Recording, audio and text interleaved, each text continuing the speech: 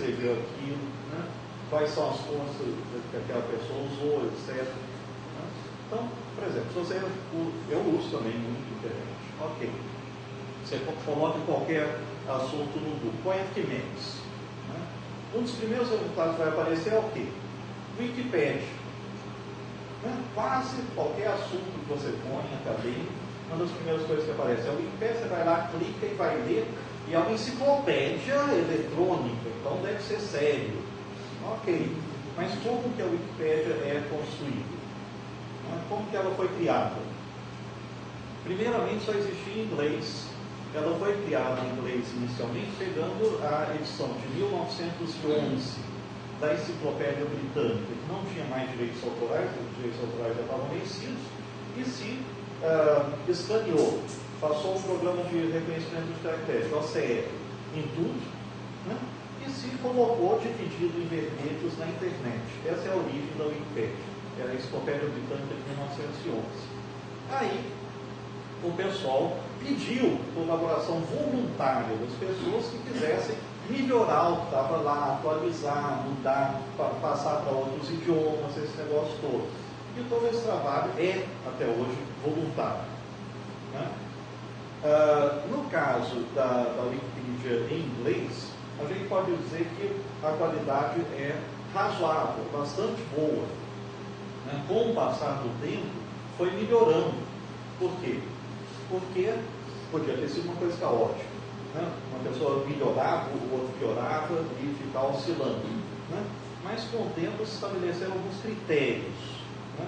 Quando uma pessoa muda ou acrescenta uma informação na Wikipédia, em inglês, ele precisa colocar uma referência bibliográfica de alguma obra impressa. Não pode ser simplesmente um link para a internet. Né? Então tem que citar um livro, um artigo que tem aquela informação que ele está acrescentando. E isso, né, faz com que a coisa seja razoavelmente respeitada. A versão em português não obedece a critério nenhum, não é a tradução da versão em inglês. É muito ruim. A versão em português é muito ruim. Né? Então, é uma das fontes que é mais utilizada hoje em dia, e no caso da versão em português é muito fraca. E a mesma coisa com outras coisas que você encontra na internet. Né? E é claro que você pode procurar na internet e pensar, bom, mas isso aqui é uma informação da Universidade X, né? Então eu vou pegar, né, para assustar mesmo, né, pegar um site do Ministério da Ciência e Tecnologia, né, que tem uma parte chamada Ciência e Tecnologia Jovem, que foi escrito para, né, servir de fonte de pesquisa para os jovens. Né? E, em particular, tem algumas informações históricas lá, né? E vamos ver então o que esse site do Ministério da Ciência e Tecnologia falava sobre Arquimedes, né, na internet. Tem uma série de coisas que eu vou colocar aqui que foram tiradas depois, porque já tem algum tempo que eu fiz essas críticas. Bom, então isso aqui, né, para ninguém dizer que eu estou inventando, né, é a aparência da página aqui do Ministério da Ciência e Tecnologia e tal, história da ciência, Arquimedes, né? E vamos ver algumas coisas então que o MEC está ensinando através da internet. Né? Então eu transcrevi aqui trechinhos, né, para a gente ver. Né? Então, Arquimedes, o mais genial dos matemáticos gregos da antiguidade, Arquimedes foi o primeiro a aplicar metodicamente a ciência dos problemas da vida real. E foi o autor de inúmeras invenções, entre as quais estão o parafuso sem fim e a roda dentada. Bom, e vamos aplicar um pouco de malícia à leitura do texto. Né? Então, Arquimedes é o mais genial dos matemáticos gregos. Como é que eu posso saber que ele foi o matemático grego mais genial?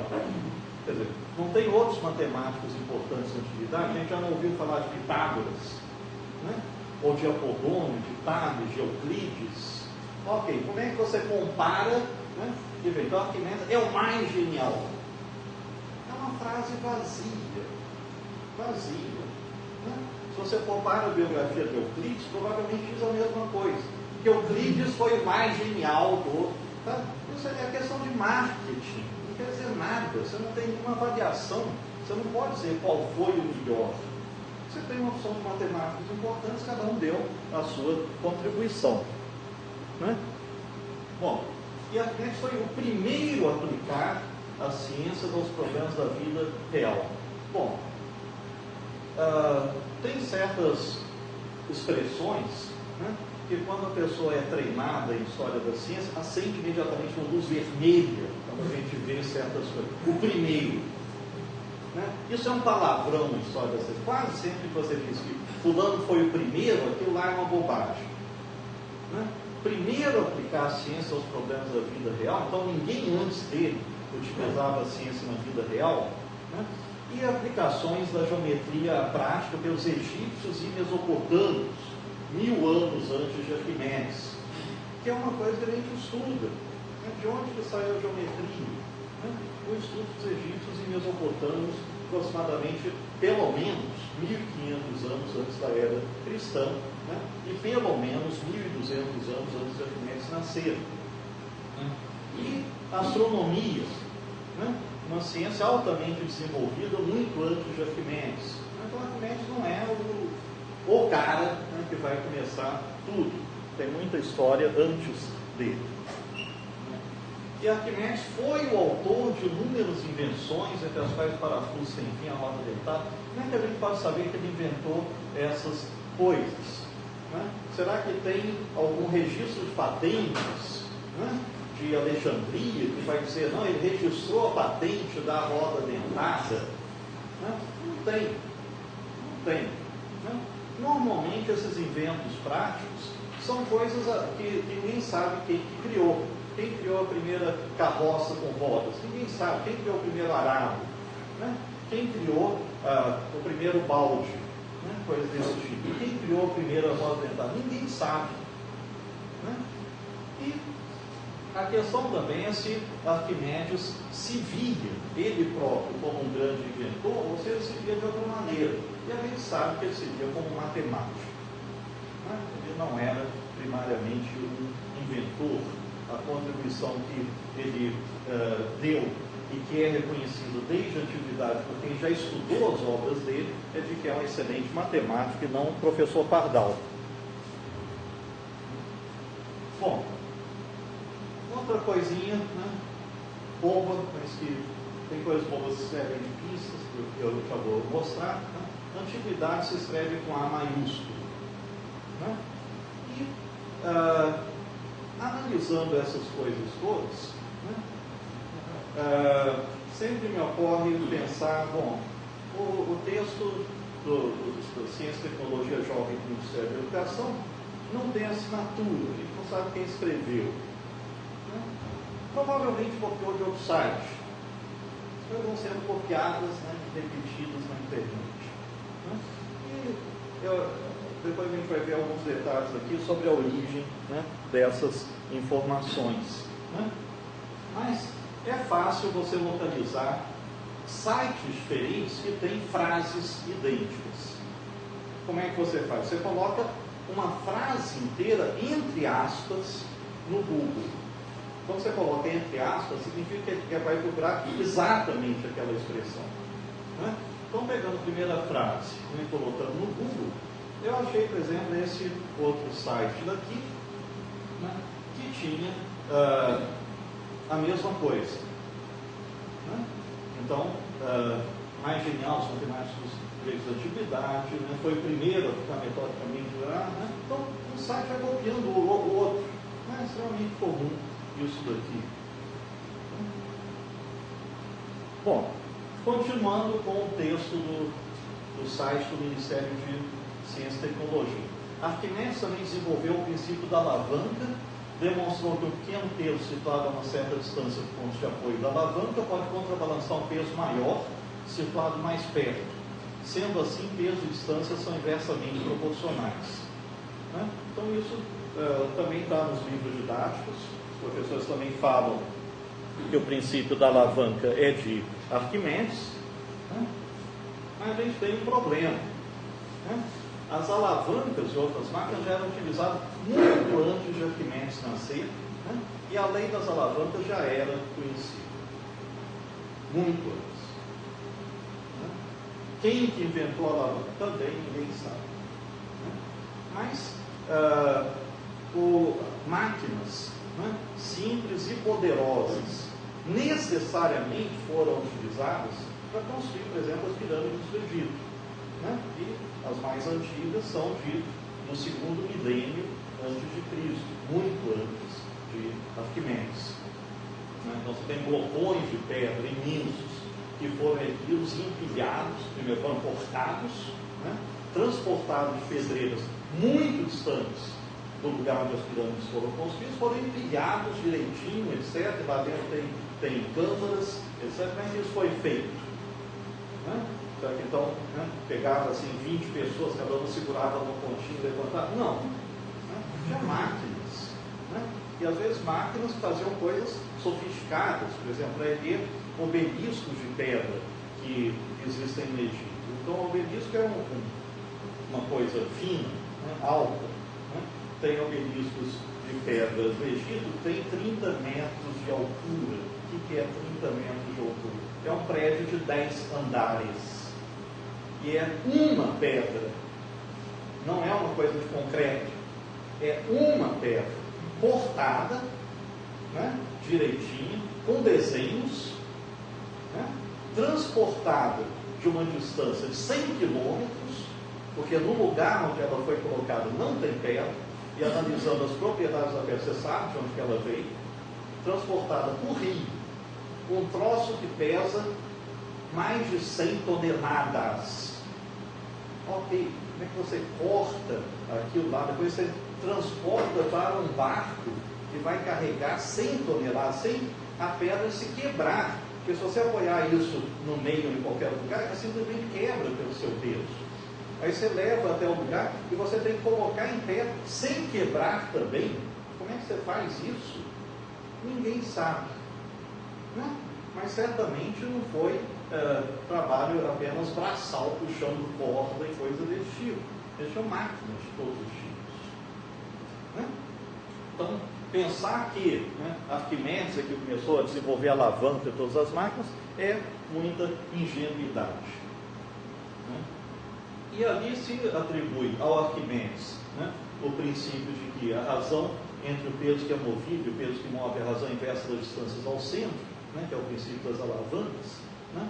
Essa frase em grego, está aqui, né, é uma citação que não é de Arquimedes, e sim de um seguidor de Aristóteles, anterior a Arquimedes, né, num tratado chamado Mecânica. Né? Isso já era conhecido também sob o ponto de vista teórico, já tinha sido estudado antes de Arquimedes.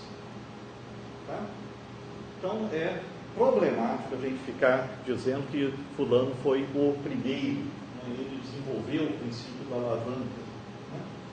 Tem alguma relação entre Arquimedes e o princípio da alavanca? Tem. O que Arquimedes fez foi elaborar uma teoria matemática das alavancas e de outros dispositivos, né? Deduzindo as propriedades a partir de princípios muito simples. Deduzindo, provando. Né? É a mesma coisa que ocorre com o que a gente chama de teorema de Pitágoras. Né? Então, o quadrado da hipotenusa é a soma dos quadrados dos catetos. Então, isso é de Pitágoras. Não. Isso também já era conhecido muito antes de Pitágoras. Né? O que o Pitágoras fez? Ele elaborou uma demonstração matemática dessas propriedades. Né? Mas a propriedade em si já era conhecida. No caso de Arquimedes, existe uma obra dele que foi conservada, em que ele estuda alavanca, estuda centro de gravidade, estuda equilíbrio, uma série de coisas desse tipo. Ele não está preocupado em inventar máquinas, ele está preocupado em fazer uma demonstração matemática do mesmo tipo que Euclides havia feito para os elementos da geometria. Então ele parte de determinados postulados extremamente simples, né, e vai construindo demonstrações em cima deles, utilizando o método de Euclides. Então existem obras de estática e hidrostática do Arquimedes, baseadas em definições e postulados simples intuitivos, como, por exemplo, esse daqui. Né? Então, primeiro postulado de Arquimedes para o equilíbrio. Pesos iguais a distâncias iguais se equilibram, e pesos iguais a distâncias desiguais não se equilibram, mas se inclinam para o peso que está a maior distância. Né? Então, a primeira parte. Pesos iguais à mesma distância, né, do ponto em torno do qual a alavanca pode oscilar, ou uma balança, né, se equilibram. Bom, isso daqui, você não precisa fazer nenhum experimento para testar. Se você entende a frase, você não pode duvidar dela, porque ela é justificada simplesmente pelo princípio de simetria. Se você tem dois objetos com o mesmo peso, se essas distâncias são iguais, tudo desse lado é igual a esse lado. Então não tem nenhum motivo para isso inclinar assim, ou inclinar assim, por simetria. Tá? Agora, se houver alguma diferença de um dos dois lados, então pode inclinar. Né? Então Arquimedes parte de algumas coisas extremamente simples e qualitativas desse tipo e vai chegando a deduzir consequências cada vez mais complicadas. Né? Depois, então, de deduzir propriedades da balança ou das alavancas, ele passa para centro de gravidade de figuras, ele vai estudar o centro de gravidade não só de retângulos e paralelogramos, mas de uma parábola cortada obliquamente, esse negócio todo, sem usar cálculo integral, que não existia na época, né? E vai demonstrando as propriedades todas.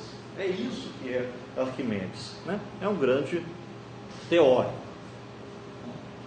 Então, ele não foi mero inventor ou descobridor, ele construiu um sistema de teoremas em que ele demonstra diversas leis de equilíbrio a partir de postulados simples e gerais como estes, né?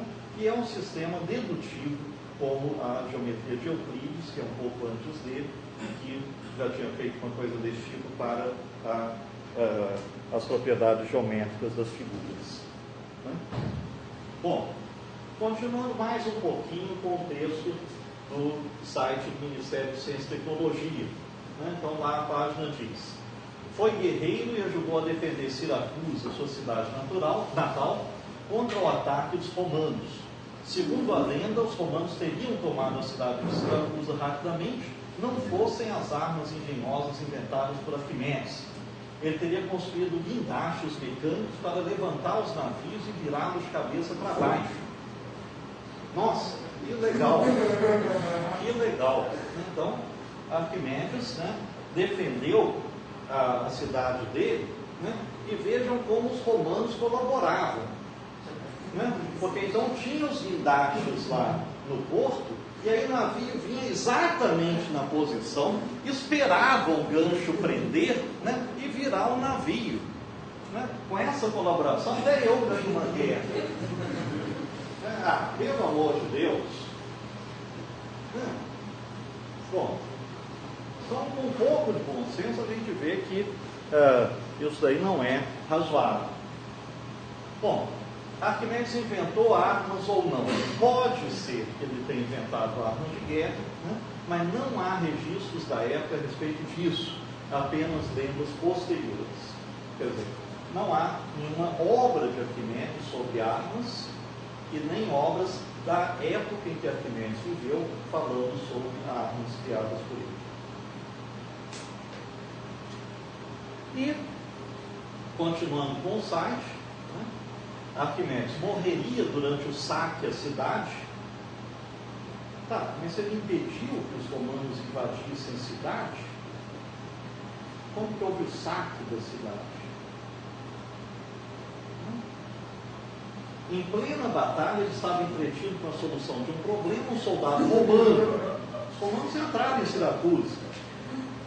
Um soldado romano encontrou inclinado sobre uma figura geométrica desenhada na areia, né, e ordenou que o acompanhasse. Arquimedes apenas respondeu com gestos: não perturbe meus círculos. E aí o soldado, né, matou Arquimedes. Então, se ele inventou armas, as armas não serviram para nada, porque os romanos entraram lá. Né? Bom, e aí, né, pouquinho de maldade, né, a gente tem que ter. Ele estava, né, desenhando na areia uma figura geométrica. Por que alguém vai resolver um problema matemático importante na areia que se apaga, que você não pode levar para casa, né, em vez de escrever num papiro ou num pergaminho, que eram os modos de você escrever na época? Não tem muito sentido, né? Quer dizer, isso entra no rol daquela coisa, né, que os cientistas antigos eram todos malucos, né? Todo estava fazendo uma coisa importante, já viu na areia, né? E quando o soldado, né, chama ele, né, vem aqui comigo, né, o Arquimedes responde com um gesto: não perturbe meus círculos. Que gesto que é esse? Né? Quer dizer, eu não conheço, né, Libras da época, qual seria a linguagem de sinais, né, que o Arquimedes usou para falar alguma coisa para o romano, né? Sei lá, né? Então, como é que você pode dizer isso por gestos? Né? E, né, esse trecho foi copiado de um outro site, né, errado, a questão de ficar copiando as coisas de um lugar para o outro. Né? Esse outro site daqui que eu localizo da mesma forma. Você pode pegar só essa frase aqui: não perturbe meus ciclos, entre aspas. Você vai achar vários outros sites. Você pode localizar também qualquer, o mais antigo. Bom, essa lenda da morte de Arquimedes aparece em textos antigos, não da época, né? E aparece com Arquimedes falando para o soldado uma frase, não com gestos, né? Então, costuma-se dizer que Arquimedes respondeu em latim para que o soldado romano entendesse. Arquimedes falava grego, né? Mas ele sabia também latim. Então, ele teria respondido para o soldado romano em latim, né? Não perturbe, né, os meus círculos, né? E provavelmente então, alguém traduziu errado isso, mas mesmo isso daqui, essa frase em latim, é atribuída a ele muito depois e não faz muito sentido à história. E no site do Ministério da Ciência e Tecnologia também tem a história da coroa, né? Então podia determinar o volume da coroa do rei pelo volume de água que ela deslocasse, né? Repete a história aqui de derramar água, de ver o que acontece, né? E a história confirma que Eurípides realmente trapaceou, ele foi condenado à morte, né? E é uma pena que ninguém é condenado à morte por escrever coisas desse tipo. Isso é o meu lamento. Não tem nenhuma punição para quem escreve essas coisas, né? Então, essa história, entre aspas, sobre Arquimedes não apenas distorce a história, né, mas transmite, né, mensagens erradas aos leitores sobre o que é a ciência, o que é um cientista, o que torna um pesquisador importante. Então, vai passar a ideia de que Arquimedes foi importante porque ele inventou uma porção de coisas práticas, né? Quando, na verdade, é exatamente o contrário. Normalmente, você não sabe quem fez as invenções práticas mais importantes que a gente usa, né? Entre outras coisas, ninguém sabe quem inventou o pão, quem inventou o vinho, quem inventou a cerveja. A gente sabe que a cerveja foi inventada no Egito, isso a gente sabe, né? E que se tomava cerveja de canudinho, porque ela não era filtrada, né? Durante a fermentação da cerveja fica uma espuma em cima, né, que é meio desagradável, etc. O pessoal pegava o canudinho de junto, né, não tinha canudinho de plástico, canudinho de junto, enfiava lá e tomava a cerveja de canudinho. Também sabe quem que inventou? Sei lá. As coisas práticas normalmente a gente não sabe quem inventou. Então, esses textos populares sobre Arquimedes falam sobre as invenções e não falam sobre a obra matemática dele, que é o grande peso. E passam mensagens meio estranhas. Arquimedes era uma pessoa que não se preocupava com as coisas que estavam em volta. Parece o soldado, ele não quer nem saber do soldado, porque é uma mensagem contraditória com a imagem do grande inventor, né, que está preocupado com as invenções práticas, com o mundo real à sua volta, né, mas aparece o soldado, ele nem se preocupa, está lá desenhando os círculos na areia, né, esse negócio todo. em nenhum instante se diz como Arquimedes fez as coisas que o texto descreve. Tá? Como é que ele inventa a alavanca, ou inventa a roda dentada, ou inventa o parafuso sem fim? Como é que alguém inventa isso? Então fica um grande mistério. Né? Era Arquimedes um extraterrestre? Né? Então ele caiu aqui na Terra, e aí, por causa de ser um extraterrestre. Né? Então a gente fica com indagações aqui e fica com uma mensagem muito estranha, como eu já disse, para quem quer se dedicar à ciência. Né? Então, o que a gente está fazendo aqui? Né? O que alguém deve fazer se ele quer ser tão famoso como Arquimedes?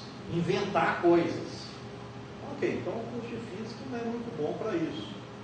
Né?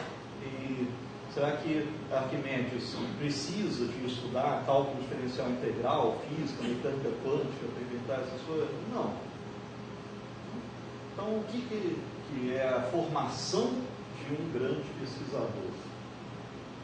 Então, isso tudo passa mensagens que o professor, quando conta essas histórias, ele nem está consciente, né? Mas passa mensagens para os seus estudantes que vão se fixar, porque são histórias engraçadas, né, curiosas, e que vai então passar essa distorção sobre o que é um cientista, o que é ciência. Né? Então, se um jovem quiser seguir o modelo de cientista apresentado nesse texto, o que ele faria? Né? Ter ideias geniais a partir do nada, por exemplo, tomando banho. Né? Então a gente deve pedir, né, para a reitoria, né, por favor, coloque banheiras nas salas de aula. É mais importante do que ter computadores, do que ter data show, esse negócio todo. Né? Correr nu pela rua também ajuda a sua carreira científica. Né? Aplicar a ciência feita por quem? Quer dizer, está todo mundo preocupado em aplicar, ninguém vai fazer ciência. A vida prática, ficar construindo máquinas de guerra, né? Não ligar para aquilo que está em volta, seriam as receitas para você ser um novo Arquimedes, né? O que é uma visão totalmente distorcida daquilo que Arquimedes fazia, ou que os outros cientistas faziam e fazem. Né? Então, por isso que eu disse no início que a história da ciência pode ser prejudicial. Bom, e muitas pessoas então copiaram de outros a história de Arquimedes sem pensar sobre ela, sem se preocupar com verificar as fontes históricas. Né? E quem não é um historiador profissional pode não perceber se está ouvindo ou lendo uma história correta ou falsa. Mas eu espero que ao fim do dia de hoje vocês se tornem um pouco mais críticos, né? Um pouco mais sensíveis à possibilidade de que o que vocês estão lendo ou ouvindo é uma bobagem.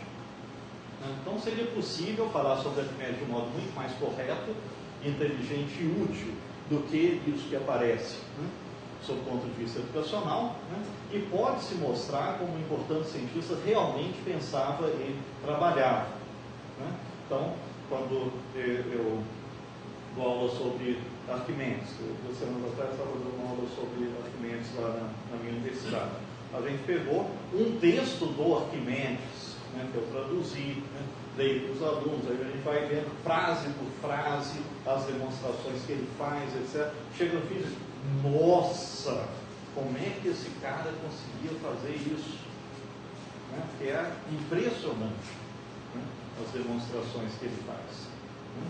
Então, é possível explicar, a física e a matemática estão por trás dos trabalhos de Arquimedes.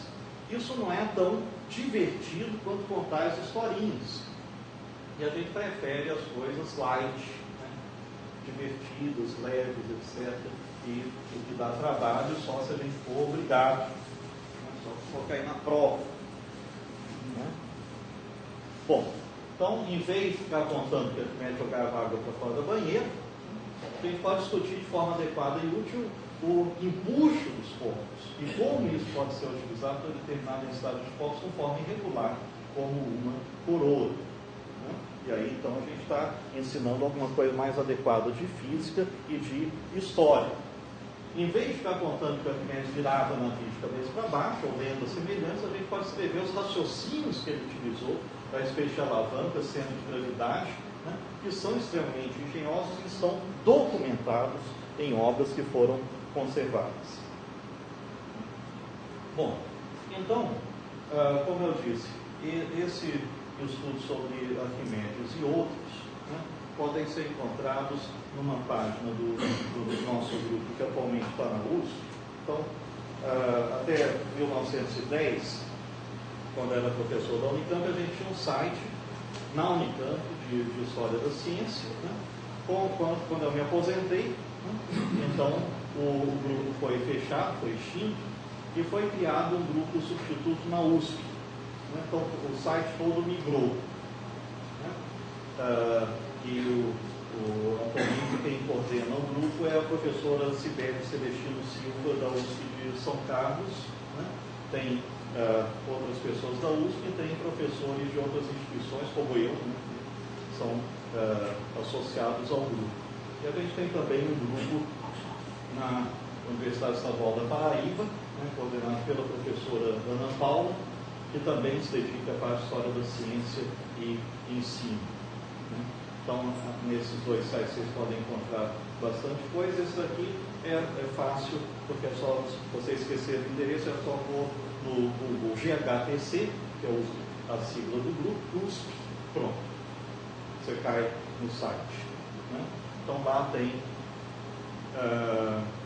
não sei, 150, 200 textos em PDF que podem ser baixados, né? Teses, dissertações, artigos, construção de coisas. É um site que tem bastante coisa para ser utilizado.